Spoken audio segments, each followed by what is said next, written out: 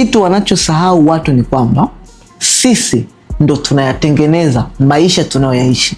Mungu ndo muumbaji na sisi tuko kwa mfano wake. Hii inamaanisha kwamba sisi tupo kwa mfanano wa Mungu. So Mungu ni muumbaji, mimi pia ni muumbaji.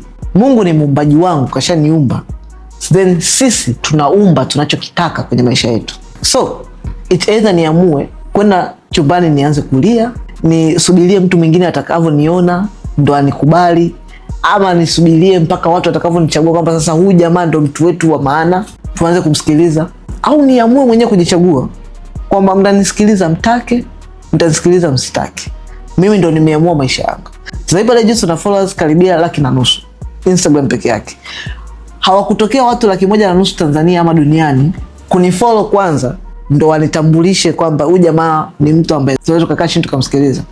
Niliamua mwenyewe kwanza kujijenga, kusimama na kuamua kwamba mtanisikiliza mtake, mtanisikiliza msitake. Sasa hivi mko zaidi ya 150,000 pale. Kwa mwezi tuna watazamaji zaidi ya 600,000 na wananisikiliza, watake wananisikiliza, wasitake wananisikiliza, kwa sababu mimi ndo nimeamua maisha yangu haya. I create what I want. So watu unaowaona kwenye TV, kwenye simu yako, unaofuatilia kwenye social media, the most influential people, watu unaowatamani, hakuna mtu aliyewachagua kwamba hawa sasa ndo nimewachagua peke yao ndo watakuwa the most influential people, alafu nyie ndo mtakuwa watazamaji peke yenu. Hakuna aliyewachagua. That is bullshit. Hiyo haipo. Ni waliamua moyoni mwao, mtanisikiliza, mtanitazama, mtake msitake mtanisikiliza.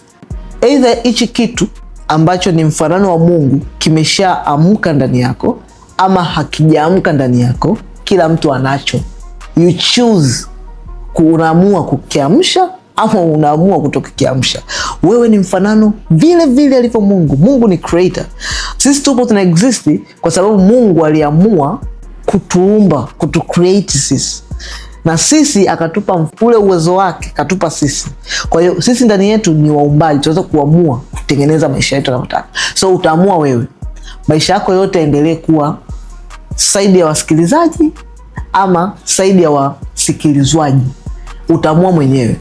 Kama unataka kuamua kuwa mjasiriamali na umeamua ndani mwako, ila unatamani kupata tu proper guidance, nini cha kufanya, nini cha kutokufanya ili uweze kuwa successful mjasiriamali, comment neno cause, nitakusaidia sana bega kwa bega. Mimi na wewe nitakuwa hapa kukupa tu direction nini cha kufanya, lakini kiko ndani yako tayari. Kama hujaamua bado na hutaki, endelea na maisha yako.